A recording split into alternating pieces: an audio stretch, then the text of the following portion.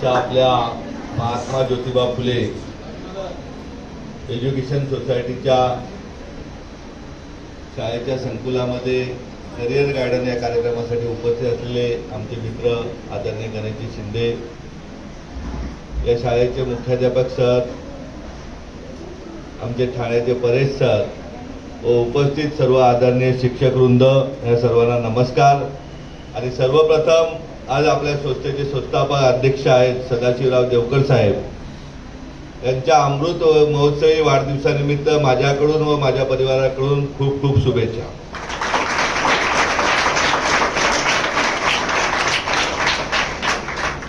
परेश सरांनी कार्यक्रम पत्रिका ठेवली की गणेश सरांची इथे इथे इथे इथे आहे, शाळेत कार्यक्रम आहेत। मी सरांचा कार्यक्रम पत्रिका बघितल्याबरोबर सांगितलं का मला देवकर सरांच्या शाळेमध्ये, घाडगे सरांच्या शाळेमध्ये यायचं आहे, कारण या शाळेमध्ये आल्यानंतर एक वेगळा आनंद मिळत असतो का संपूर्ण झोपडपट्टीचे रस्ते पार करत करत करत आल्यानंतर एक चांगलं शैक्षणिक हब इथे दिसतं आणि चांगले टुणटुणीत विद्यार्थी दिसत आहेत आणि या विद्यार्थ्यांशी बोलण्याची मजा खूप वेगळीच असते। इथे बसलेल्या गणेश सरांनी चांगल्या प्रकारे मार्गदर्शन केले आहे, परंतु मी सांगतो, मी मागील वर्षीही सांगितलं होतं का बाळांनो स्वप्न मोठी पाहिली पाहिजे। आपल्या संस्थेचं कामच आहे किंवा देवकर सरांनी जे लावलेलं रोपटे त्याचंही कामच आहे का जो समाजातील दुर्बल विद्यार्थी आहे त्यांनी पाहिलेल्या स्वप्न पूर्ततेसाठी त्याच्या पाठीमागे ठामपणे देवकर सर असतील, ही संस्था असेल, घाडगे सर असतील, आम्ही ठामपणे उभे असू। परंतु आपण स्वप्न मोबाईलमध्ये बघून नाही चालणार, टीव्ही मध्ये बघून नाही चालणार, तर त्यासाठी अभ्यासाचं सातत्य ठेवलं पाहिजे।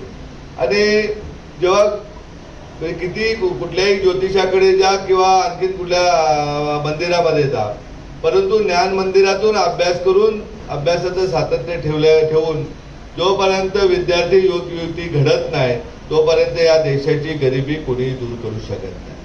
आणि आपल्याला जर पाठीमागे आपल्या छत्रपती शिवाजी महाराजांचा फोटो आहे, महात्मा ज्योतिबा फुलेंचा फोटो आहे, यांच्याप्रमाणेच आपल्यालाही अजरामर व्हायचं असेल तर आपल्यालाही आयुष्यामध्ये जन्माला आलोय तर काहीतरी केलं पाहिजे।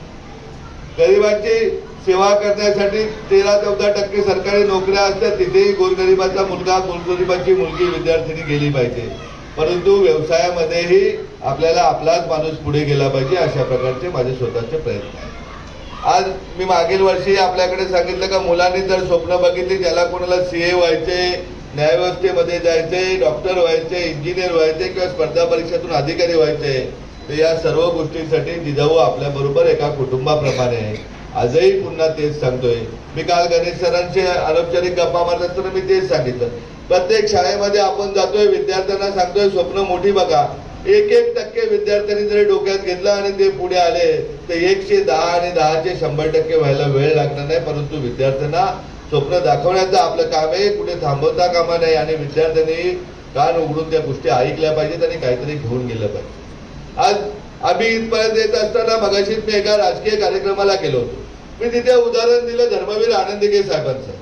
आज तुम्हाला कल्पना नसेल की त्या माणसाने उद्या नोकरी नाही केली, व्यवसाय नाही केला, परंतु सामाजिक काम इतकं मोठं केलं तर आज मृत्यू होऊन 20-25 वर्ष होऊन सुद्धा ठाण्याचंच नव्हे तर महाराष्ट्राचं राजकारण त्यांच्या फोटोशिवाय चालत नाही। त्यांच्या कुटुंबातला कोण आहे, त्यांच्या समाजाचा कोण आहे ते बघलं जात नाही, परंतु काम हे महत्वाचं असतं। तसंच आपणही ठरवलं पाहिजे तर एक चांगला माणूस म्हणून आपल्याला जन्माला आलोय तर चांगला माणूस म्हणून घडलो पाहिजे, चांगली मुलगी म्हणून घडलो पाहिजे।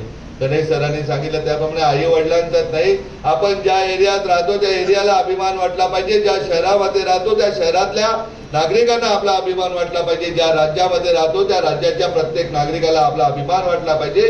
अशा प्रकारची स्वप्न आपण बघितली पाहिजे। आज तुम्ही जन्मलेला, आज तुम्ही 8वी-9वीला शिष्यवृत्तीचे विद्यार्थी आहात। आज जर तुम्ही स्वप्न बघितले मला IAS व्हायचंय, ते मला वाटत नाही का तिथे कुठली कमी होईल, आणि तुम्ही स्वप्नासाठी रोजचं जर 12-12, 15-15 तास अभ्यास केला 24 तासातील तर 100% पहिल्या 10 मध्ये येणाऱ्या UPSCच्या रिझल्टमध्ये आपला विद्यार्थी दिसेल। हा अशा प्रकारचा आपल्याला मी तुम्हाला जाहीरपणे आवाहन करतो। परंतु आपण बघितलं पाहिजे, स्वप्न बघितली पाहिजे। मी अनेक वेळाच आपल्या मराठी तरुण येतात व्यवसायासाठी, त्याला मग त्यांना उदाहरण देत असतो तर आपली भूमी छत्रपती शिवाजी महाराजांची भूमी, आपण छत्रपती शिवाजी महाराजांचे, डॉक्टर बाबासाहेब आंबेडकरांचे, महात्मा ज्योतिबा फुलेंचे वंशज आहोत, परंतु आपण त्यांच्याप्रमाणे कार्य करायला शिकलो पाहिजे। मी ज्या माझं कार्यालय ज्या बिल्डिंगमध्ये तिथला जो बिल्डर आहे त्या बिल्डरचं 20 बाय 15चं दुकान आहे गोखले रोडला, परंतु त्याने स्वप्न मोठं होण्याचं पाहिलं तर आज ठाण्यामध्ये मोठा बिल्डर म्हणून तो निर्माण होऊ शकला. आम्ही स्वप्न बघतच नाही. आम्हाला 8,000ची 10,000ची नोकरी कशी मिळेल ती बघतोय. आम्हाला आपल्या आई 10 घरची जुनी भांडी करते याचं दुःख कळतच नाही. आपले वडील रिक्षा चालवतात हे दुःख तुम्हाला कळत नाही. तुम्हाला तुमच्या गरजा झाल्या म्हणजे समाधानी होत आहे. जेव्हा तुम्हाला कळेल का माझी आई 8-10 लोकांच्या घराची धुणी भांडी करते, माझे वडील रिक्षात उन्हा पाण्यात थंडीमध्ये फिरतात, त्यावेळेस तुम्ही पेटून उठाल आणि तेव्हा तुम्ही अभ्यास कराल आणि तेव्हा तुम्ही ठरवाल का मीच नाही, माझ्या या लोकमान्य नगरमध्ये एकही नागरिकाने एकही ताईला धुणी भांडी करायला लोकांची जावं लागणार नाही, अशा प्रकारची व्यवस्था निर्माण करता येईल. का आपण महापालिकेचा सीओ कमिशनर होऊ शकत नाही का? जिल्ह्याचे जिल्हाधिकारी होऊ शकत नाही का? पोलीस आयुक्त होऊ शकत नाही? जे झाले तेही तुमच्या आमच्यासारख्या गरिबीतलीच लोक झालेले. मी काल आपला कलव्याचा कार्यक्रम संपल्यानंतर जिल्हाधिकारी साहेबांकडे बसलो होतो. मी त्यांना विचारलं नोकरी किती वर्ष केली, तर तो 33 वर्ष झाली. म्हटलं सर 33 वर्षात एकही माणूस आपल्याकडून दुःखी होऊन नसेल गेला, तर तो अजिबात एकही माणूस कधी दुःखी होऊन गेला. त्या जिल्हाधिकाऱ्यांचं काम मी जव्हारला असताना आम्ही बघितलं होतं तर आमच्याकडे गोरगरीब आदिवासी माणूस येईल, फाटकी पिशवी फाटलेली असेल, त्याच्याकडे भाड्यालाही पैसे नसणारा माणूस त्यांच्याकडे न्याय मागायला यायचा आणि प्रत्येक माणसाला न्याय देण्याचं काम त्यांनी केलं. आज ठाण्यासारख्या शहरामध्ये काम करत असताना सुद्धा त्यांनी त्यांच्या परीने आपला गोरगरिबाचा शेतकऱ्याचा मुलगा असल्याने त्यांनी न्याय देण्याचं काम केलं आणि अशा आनंदात आता 31 तारखेला त्यांचं रिटायरमेंट आहे. जेव्हा गोरगरिबांची मुलं जातील, प्रशासनामध्ये उच्च पदस्थ होतील, तेव्हाच आपल्याला ज्या सरकारची योजना आहे, उद्या केंद्र सरकार राज्य सरकारची योजना आहे ती शेवटच्या माणसापर्यंत येऊन पोहोचेल. त्यामुळे आपण सर्वांनी प्रयत्न केला पाहिजे. आम्ही गावाकडे सांगत असतो ग्रामीण भागात का गावच्या तलाठी ग्रामसेवकापासून जिल्ह्याचा जिल्हाधिकारी SP CO हे आपल्या प्रशासनातून घडले पाहिजेत. आणि त्यासाठी बाळांनो तुम्हाला स्वप्न दाखवण्यासाठी आम्ही तुमच्यापर्यंत आलेलो. शहरी क्षेत्रामध्ये आपण खूप कमी आहोत, परप्रांतीय जास्त आहेत. शहरी क्षेत्रातही आपल्याला आपले विद्यार्थी घडले पाहिजेत. माझ्याकडे मला आनंद वाटतो, एक आर्टिकलशिप करते मुलगी, का जी मुलगीचे वडील रिक्षा चालवतात भिवंडीमध्ये, परंतु तिची एक बहीण BDS डॉक्टर झाली आणि ती CA आताच्या या वर्षी होऊन जाईल 100% खात्री आहे. जर स्वप्न मोठी बघितली तर ती स्वप्न पूर्ततेसाठी आपण सातत्याने अभ्यास केला, त्या दिशेला गेलो तर कुठलंही स्वप्न अपूर्ण राहत नाही, हा मला विश्वास आहे. मी ठाण्यामध्ये येताना 25 वर्षापूर्वी अशीच स्वप्न घेऊन आलो होतो. तर मला माझ्यापुरती न जगायचे, मला माझ्या समाजातील शेवटच्या व्यक्तीपर्यंत जगलो पाहिजे. या कोकणच्या 5 जिल्ह्यातील कुठलाही विद्यार्थी शिक्षणापासून वंचित राहता कामा नये आणि कुठल्याही नागरिकाला आरोग्याच्या सुविधेपासून मृत्युमुखी पावता कामा नये. आणि त्या स्वप्नाच्या पूर्ततेसाठी सातत्य ठेवलं तर आज अभिमानाने सांगतो का 3 रुग्णालय आपले आहेत की ज्या 3 रुग्णालयामध्ये कुठल्याही प्रकारची एकही रुपये न घेता मोफत मेडिसिनसाठी व्यवस्था केली जाते. पालघर जिल्ह्यामध्ये माझ्या गावी हॉस्पिटल आहे. ठाणे जिल्ह्यामध्ये शहापूर आसनगाव येथे रुग्णालय, रत्नागिरीमध्ये रुग्णालय. कोकणच्या 5 जिल्ह्यामध्ये 48 स्पर्धा परीक्षा अभ्यासिका निर्माण केलेल्या आहेत. ज्या अभ्यासिकांना हजारो विद्यार्थी, 12,000हून अधिक विद्यार्थी प्रशासनामध्ये नोकरीला लागलेले आहेत. अगदी अभिमानाने सांगेन, आई वडील नसलेला मुलगाही IPS होऊन पश्चिम बंगालमध्ये SP म्हणून काम करतो. बघायचं गेलं तर आपल्यासारख्या झोपडपट्टीत राहणारे मोहिनी बारबाल, बाजूच्या वागले स्टेटमध्ये राहणारे, ही मोहिनी बारबाल वयाच्या 19व्या वर्षी असताना तिचे पती जातात.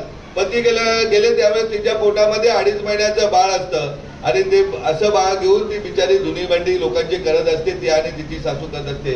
ती जेव्हा आपल्या ठाण्याच्या पोलीस भरती केंद्रामध्ये ते परेश सर तिला भेटतात, केदार सर भेटतात आणि ती लेक्चरला थांबायची नाही. त्यावेळेस त्यांनी विचारलं का थांबत नाही, मग ती रडायला लागते.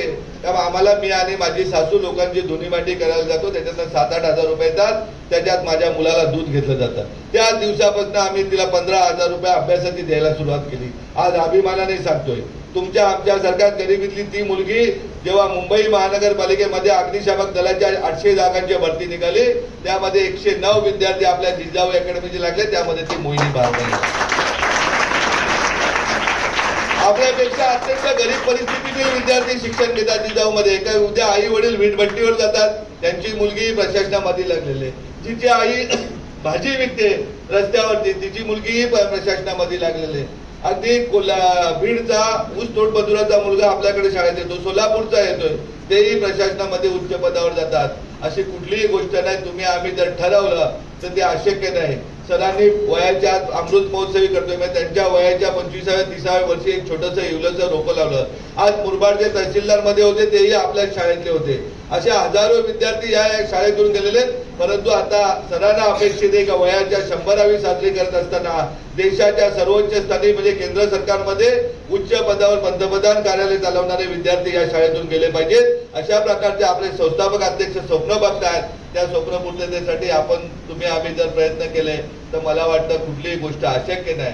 आपल्याला पुन्हा एकदा सांगतोय का मगाशी सुट्टी झाली म्हणून घराकडे जायचे वेध करू नका, घरी तर प्रत्येकाला जावंच लागतं, परंतु अशी स्वप्न बघा का घरी आपली वाट बघताय, आपण बाहेर निघाल्यापासून आपली लोक वाट बघत राहिले पाहिजेत। अशा प्रकारची स्वप्न बघा आणि त्या स्वप्न पूर्ततेसाठी आपल्या बरोबर संपूर्ण आदरणीय शिक्षक वृंद आहेत, आपले पालक आहेत, परंतु जिथे गरज लागेल तिथं जिजाऊ तुमच्या बरोबर कुटुंबाप्रमाणे असेल हा आपल्याला शब्द देतो आणि जय हिंद जय महाराष्ट्र।